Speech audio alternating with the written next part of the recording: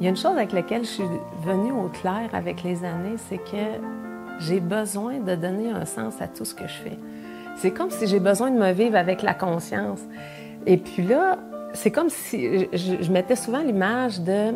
J'ai comme une caméra, puis là, elle observe ce qu'elle vit à l'extérieur, puis elle a besoin de tourner la caméra à l'intérieur pour voir, en même temps que je vis ce qui est là à l'extérieur, qu'est-ce qui se passe en dedans de moi, dans mes émotions, mes ressentis, tout ça. Et puis je me suis rendu compte qu'avec les années, beaucoup de souffrances que j'ai vécues, c'est parce que ces deux parties-là de moi étaient pas unifiées, en fait. Et là, avec le temps, le fait de pouvoir toujours vivre mes expériences avec la conscience de ce qui se passe en moi, en même temps de ce qui se passe à l'extérieur, ça m'a permis de donner du sens. Et ça a été un challenge que j'ai vécu aussi dans la préparation avec l'émission, parce que je me disais, mais pourquoi je m'en vais faire ça? Raconter mon histoire, toutes les expériences difficiles que je peux avoir vécues au fil des années. Puis j'avais besoin d'y donner un sens. Puis c'est vraiment en partageant avec toi, France, en tant que réalisatrice, que je me disais, mais il est où le fil conducteur? Pourquoi j'irais faire ça? Et puis là, quand tu m'as dit, mais Betty, toi, c'est que tu fais toujours les choses de façon non traditionnelle. C'est comme si tu ne pouvais pas rentrer dans une case. Hey! Là, quand tu m'as dit ça, ça a pris tout son sens de pourquoi je pourrais venir faire l'émission. Puis encore plus quand je t'ai partagé à quel point c'était difficile pour moi de rentrer dans le cadre de l'émission, dans la structure. Je le voyais comment c'était difficile. Puis je me disais, c'est tellement ça le thème. Et là, je t'ai proposé de faire peut-être les choses différemment, puis ton accueil, ton ouverture, puis la possibilité d'ouvrir à faire quelque chose d'un peu différent, ça l'a tout mis le vivant à l'intérieur de moi. Puis là, j'ai fait « wow ». Et c'est là que j'ai réalisé que quand j'écoute cet élan-là, que je le partage, ça fait toute la différence dans les expériences. Alors, merci de ton ouverture à toute l'équipe pour pouvoir faire les choses différemment. Alors, j'avais envie de raconter mon histoire, vous la partager, mais aussi de voir qu'est-ce que j'en ai retiré comme apprentissage à travers les expériences. Alors, c'est un défi pour moi de résumer tout ça en le temps de l'émission. Voici l'extraordinaire histoire de Betty Gagné. Alors, moi, je suis née au printemps 1974 dans une famille de 2 enfants. Je suis la plus vieille des 2. Mon frère est né 1 an plus après moi. Alors, j'ai une enfance traditionnelle, une famille normale. Parfois, dans mon enfance, j'ai observé que j'avais des moments de nostalgie. Je savais pas pourquoi, puis avec le recul, je réalise que dans ma famille, c'était pas un milieu très affectueux. On était axé sur le travail. C'était le thème de mon enfance, de mon adolescence. Alors, j'ai eu un père qui a beaucoup travaillé pour assurer d'amener tout ce qu'on avait besoin. Et j'ai commencé à travailler jeune, donc à 12 ans, dans un poste à essence près de chez moi. Ensuite, l'année d'après, il avait fait un dépanneur, donc je suis devenue caissière là-bas. Et puis, toutes les années de mon adolescence, en fait, de mon secondaire, je travaillais comme caissière dans des épiceries aussi. Donc, j'étais une fille qui était déjà vue comme responsable, assez sage, je prenais pas d'alcool, pas de drogue. Vraiment, j'ai eu un amoureux stable pendant mon secondaire. Alors, j'étais la bonne petite fille qui étudie, qui est bonne à l'école. Alors, tout était normal, là, une vie standard. Ensuite, j'ai décidé je suis allée au cégep et ensuite, je suis allée à l'université. J'ai décidé d'étudier, j'ai fait une maîtrise en counseling orientation. Donc, j'ai toujours travaillé dans le domaine de la relation d'aide. C'est quelque chose qui m'appelait. Je savais déjà que j'aimais travailler avec les gens, être en contact des gens puis les aider. Pendant mes études, je rencontre le père de mes enfants. Donc, j'ai 18 ans, j'allais avoir 19 ans. On s'est rencontrés, on s'est fréquentés, puis on a été des bons travailleurs aussi. Fait que déjà, à 23 ans, on achetait notre premier immeuble à logement. C'était une vieille maison qu'on a rénovée. On a été là pendant 2 ans. Ensuite, on a acheté un duplex. On habitait d'un côté, on louait l'autre côté. On a gardé le triplex qu'on avait acheté. Donc, et là, on a commencé à bâtir un parc immobilier en même temps de faire notre travail. Moi, j'étais conseillère en emploi. Lui, il travaillait dans une usine. Et puis je faisais de la photo de mariage les fins de semaine. Alors, c'était très occupé. Puis on est au fond, ça roule. Après 9 ans et demi de fréquentation, on décide de se marier. Alors, déjà là, avant, on avait eu des moments houleux dans notre relation, mais on avait passé à travers. Fait que je me disais, on va être bon. Fait que c'est ce qui m'a fait dire, oui, je le veux. On a été... alors, suite au mariage, on a accueilli notre premier enfant en 2003. Donc, Andy s'est joint à nous. Et en même temps, on a construit, quelques mois après, commencé à construire, faire l'autoconstruction de notre maison. Et en même temps, bon, le père des enfants disait, ben là, avec des enfants, il faut se trouver un moyen de payer leurs études plus tard. Fait qu'il faut s'acheter un autre immeuble. Fait qu'on a rajouté un 16 logements à notre parc immobilier, si on peut dire. Donc, c'est en même temps, je m'occupais de notre enfant, en fait, qui, lui, a commencé la garderie uniquement à l'âge de 3 ans et 10 mois. Mais là, je dois te dire que je connaissais rien au domaine de la maternité quand je devenais enceinte, mais j'ai été visiter la maison de naissance et ça a été un coup de cœur pour moi. Alors, j'ai décidé d'aller accoucher là-bas. C'était quand même assez nouveau, là, les projets sage-femme à l'époque. Et j'ai adoré le côté chaleureux, accueillant. Ça a été une révélation pour moi de devenir une mère. J'ai même décidé de quitter mon emploi pour ouvrir un centre périnatal ici. Donc, je suis devenue travailleuse autonome. J'ai créé le premier centre périnatal en Beauce. Et je me suis formée, en fait, comme instructeur en massage bébé, accompagnante à la naissance. J'ai donné des cours d'allaitement, yoga prénatal. Puis j'ai créé ça à travers les années. Donc, j'ai fait une fausse couche l'année suivante et finalement, 2 ans et demi après le premier enfant, on a accueilli notre deuxième enfant. Donc, James s'est ajouté à la maison, s'est ajouté à la famille parce qu'il est né à la maison. Alors, ça a été une expérience aussi qui était hors du commun. C'était nouveau il y a 20 ans là, de pouvoir accoucher à la maison avec les sages-femmes. Puis ça aussi, pour moi, c'est comme si ça prenait du sens d'être dans son cocon. Il y avait toujours un processus là, qui se faisait puis qui animait mon cœur à chaque fois. Puis quand je suis ça, c'est magnifique, c'est ce qui se fait.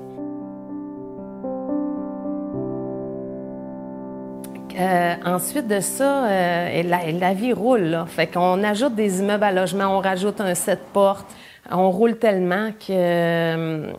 à un moment donné, je deviens dans un épuisement, là. Et là, je me rappelle, je suis allée en voyage, j'avais une formation. Et quand on est revenu, puis l'avion a atterri, là, j'ai senti mon corps renfoncer dans mon siège. Puis là, c'était comme, là, tu retournes dans ta vie là, que tu avais avant de partir. Je ne sais pas ce qui s'est passé. Je me suis mis à pleurer, puis ça ne voulait plus arrêter de pleurer. J'ai rencontré le médecin qui m'a mis en arrêt de travail pour 3 semaines. Je me disais, hey, 3 semaines de vacances, j'ai jamais fait ça de ma vie, je vais revenir sur le piton. Ouh, ça n'a pas été le cas. Et là, ça a été un diagnostic de dépression majeure, un épuisement complet. Moi, je me levais le matin, j'avais des idées plein la tête, j'avais des projets, j'avais envie de réaliser, mais mon corps, il était plus capable d'avancer, là. Et je me rappelle que je faisais une recette de muffins, puis j'avais dépensé toute mon énergie de la journée. Ça a été une période de ma vie qui a été très difficile, mais je dirais qui a été grandement enrichissant parce que ça m'a permis d'apprendre à écouter ce qui était là à l'intérieur, puis à revisiter mes façons de faire. Parce que moi, il y avait du travail, je me disais, ben qui va le faire, c'est pas moi qui le fais. Fait que j'écoutais jamais. Quand j'étais fatiguée, je continuais pareil. Et là, ça m'a demandé de changer mes habitudes. Puis c'est là que j'ai commencé à aller écouter un peu ce qui se passe dans mon corps, ce qui se passe à l'intérieur de moi, puis à vraiment transformer ma vie. J'ai appris à la dure, mais aujourd'hui, je réalise que c'est pas obligatoire d'apprendre à la dure. Et qu'en travaillant sur les pensées, sur le monde intérieur, dans notre perception, c'est pour ça que je dis que la conscience, ça m'aide à faire toutes les choses. Puis maintenant, elle est avec moi, peu importe les expériences que je vis.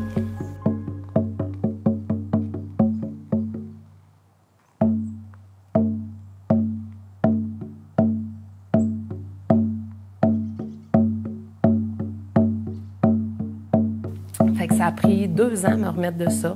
Donc, pendant ce temps-là, le père des enfants, il met les bouchées doubles, il s'occupe du parc immobilier, il va aux activités des enfants. C'est ce que je faisais, moi, avant, parce que lui travaillait de soir et tout. Puis j'ai eu la crainte de peut-être avoir à fermer mon entreprise. Donc, ça m'a causé beaucoup de stress. J'ai décidé de donner mon nom pour aller travailler à la commission scolaire, puis en même temps, continuer à faire mon travail autonome. Alors, je suis à peine en train de me remettre de la dépression que mon mari, à l'époque, dit « Ben, écoute, on continue notre objectif, on monte notre parc immobilier. » À 35 ans, lui, il disait toujours « À 40 ans, je veux 40 portes. À 40 ans, je veux 40 portes. » À l'époque, on en avait 28. À 40 ans, ça, c'était le 8 février 1974. Le 7 février au matin, on est rendu à 63 portes. La vie était bonne, on a travaillé fort, puis on a investi de nouveau. Et le 7 février en après-midi, une de nos locataires nous appelle pour nous dire que l'immeuble est en feu. Alors, c'est 23 portes qui ont été détruites par les flammes. Donc, 40 ans, 40 portes le lendemain matin. Ça a été un branle-bas de combat, ça aussi, là, ça a été difficile parce que tu te ramasses à gérer quelque chose que tu pensais pas gérer dans ta vie. Donc, essaye de soutenir les locataires pour la relocalisation.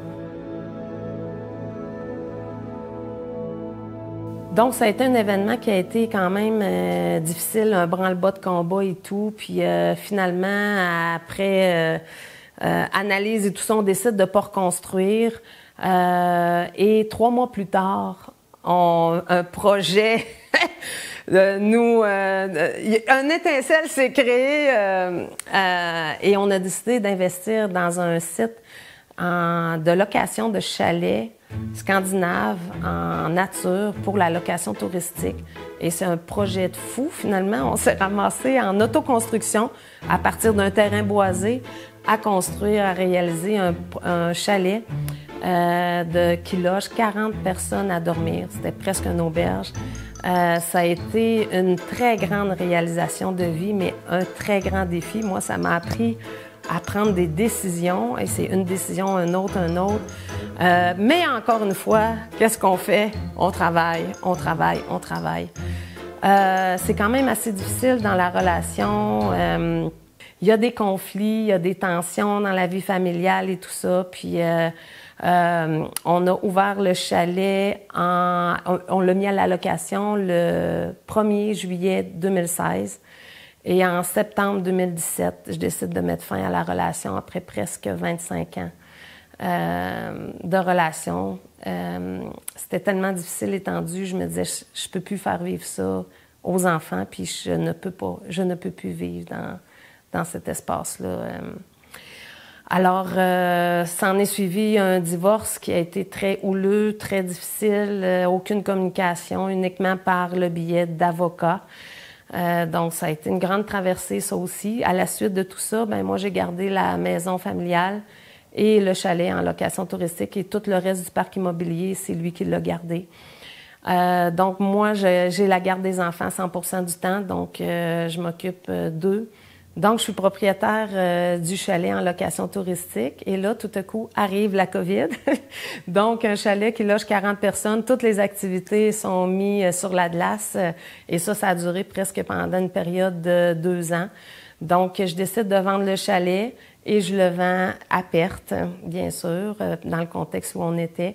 Et là, je me suis dit, « Ah ouais, OK, vous voulez m'amener jusque-là dans l'expérience. » Et moi, ça me demandait vraiment de dire, OK, je laisse cet argent-là sur la table parce que je savais que ça avait une plus grande valeur. Mais je me disais, OK, je sais que peu importe, je vais toujours avoir ce dont j'ai besoin. Alors, je fais un acte de foi, puis je laisse aller, je lâche prise. Et aussitôt que j'ai vendu le chalet, arrive une autre expérience dans ma vie où là, je rencontre un homme qui va être une expérience de vie initiatique pour moi. Ça a été une expérience, c'était la première fois que je rencontrais quelqu'un qui avait fait un travail sur lui, un travail de cheminement, mais cette relation-là, c'est avouer une relation toxique. Une relation où il y a beaucoup de violence. C'est drôle parce que On pouvait vivre les deux moments. On pouvait vivre des moments de connexion, des moments avec des grandes complicités, beaucoup de plaisir. Et plouc, des fois, ça basculait jusqu'à vivre la violence physique.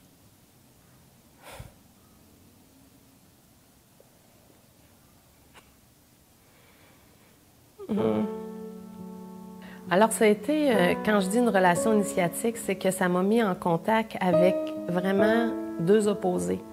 Une connexion, des moments comme, tu sais, j'avais jamais vécu avant, et plein de complicité, puis parfois, plouc, ça basculait complètement dans l'inverse. Beaucoup de violence, beaucoup de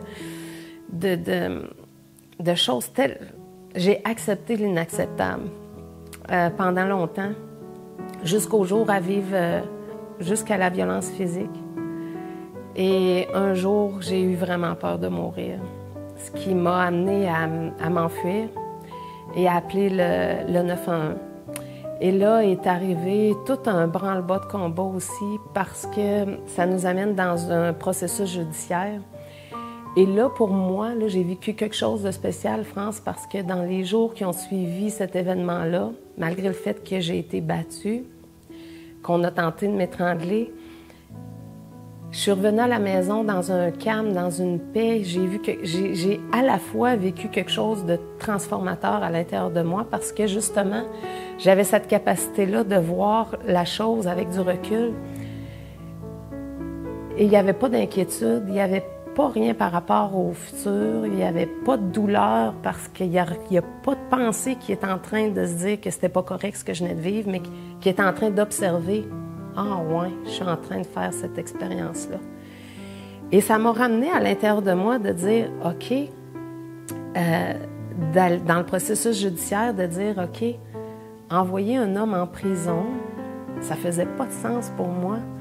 J'ai élevé mes enfants sans les punir, puis pour moi, ça, c'était comme une punition. Puis tu sais, quand on dit faire les choses différemment, moi, ça l'a remis tout en question, ma façon de me vivre. Et là, je me suis dit, ben moi, j'ai pas envie que ça soit une peine de prison qui permette à cet homme-là de faire le chemin, si lui a envie de le faire, en fait. J'avais envie d'être dans l'auto-responsabilisation, puis lui laisser la chance, à son choix, en fait, de faire le chemin pour clairement aller toucher à cette violence-là qui était là à l'intérieur de lui. Mais moi, ça m'a amené... Il y a quelqu'un qui m'a dit un jour, tu sais, Betty, c'est spécial, c'est comme si tu as vécu ta reconstruction dans la déconstruction. Et là, ça a fait du sens pour moi. Parce que moi, j'avais besoin d'apprendre à m'écouter, à m'aimer, puis à me considérer aussi dans l'expérience, ce que j'avais oublié auparavant. Et ça m'a permis de gagner une force intérieure, une solidité, une droiture qui m'a aidée pour la suite des choses. J'ai déposé une déclaration sous serment au greffe pour permettre à cet homme-là de ressortir de cette histoire-là sans avoir de conséquences, en fait, au niveau judiciaire. Et le matin de la comparution, le juge a dit, en 25 ans de carrière, j'ai jamais vu ça. Et ça, pour moi, ça a fait du sens pour lui donner sa liberté puis faire ce qu'il voulait. Mais j'étais pas au bout de mon expérience parce que j'ai continué cette relation-là. On est allé consulter, on a travaillé fort, mais pour un jour réaliser que la violence était restée, est encore présente. Et j'ai vu que c'était un thème de ma vie, ça, cette violence-là, puis que moi, j'avais besoin d'aller approfondir sur ce sujet-là.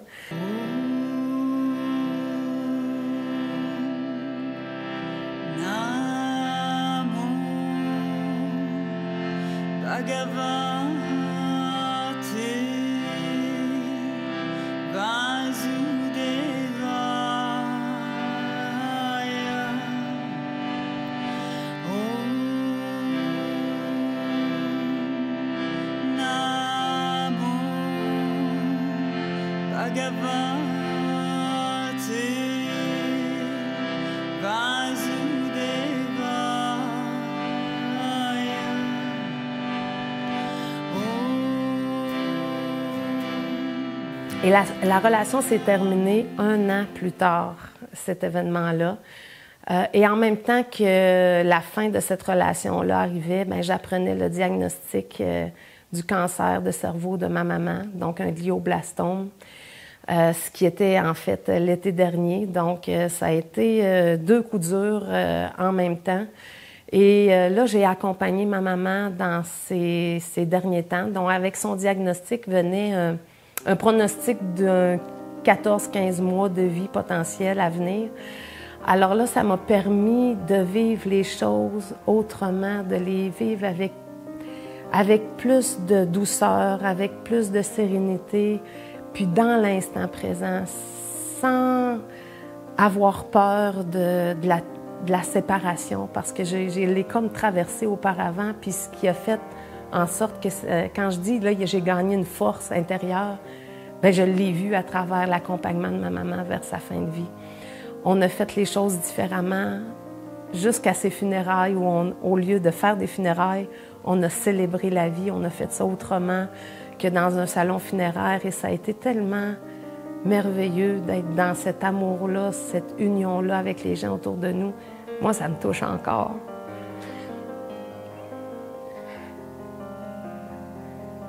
Et je souhaite que tout le monde puisse être inspiré à suivre qu'est-ce qu'il y a à l'intérieur pour suivre les élans de vie. Ça amène tellement de créativité, d'ouverture. Tout chacun a mis son petit mot.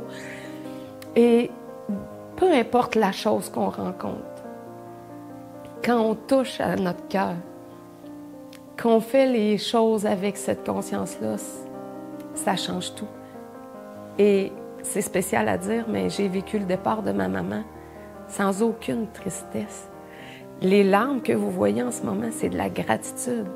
C'est de la joie, c'est de la fierté de pouvoir vivre les choses autrement avec tellement plus de légèreté. Et ça, ça goûte bon. Ça, c'est magnifique. Puis je souhaite... ça amplifie les connexions, ça permet d'être dans le vrai, dans l'authentique, puis oser traverser ça. Et ça m'a permis de réaliser aussi à travers le processus que j'ai rencontré d'autres personnages, de personnalités pervers narcissiques, ce que j'avais vu dans mon expérience en relation. Et ça m'a permis d'interagir de façon complètement différente, dans une droiture, une solidité. Et c'est magnifique de voir la transformation. Dans ma quête de vouloir aider les gens, je suis devenue multidisciplinaire. Donc aujourd'hui, je suis naturopathe. Je donne des soins énergétiques. Je fais de la consultation en individuel aussi. J'anime des ateliers de présence à soi, de méditation pleine conscience. Ensuite, des ateliers de connexion en nature, des ateliers sur l'alimentation saine. J'ai aussi acquis une chambre hyperbare, un sauna infrarouge, un neurospa. Donc ça, c'est pour le soin du corps physique. Donc, toutes des façons de se soigner différemment dans des méthodes alternatives. Betty Gagné a de la difficulté à entrer dans un moule. Sa puissance intérieure sait qu'elle peut vivre autrement. Elle préfère franchir ses limites car elle sait qu'on est bien plus grand que ça. C'est ça la vie.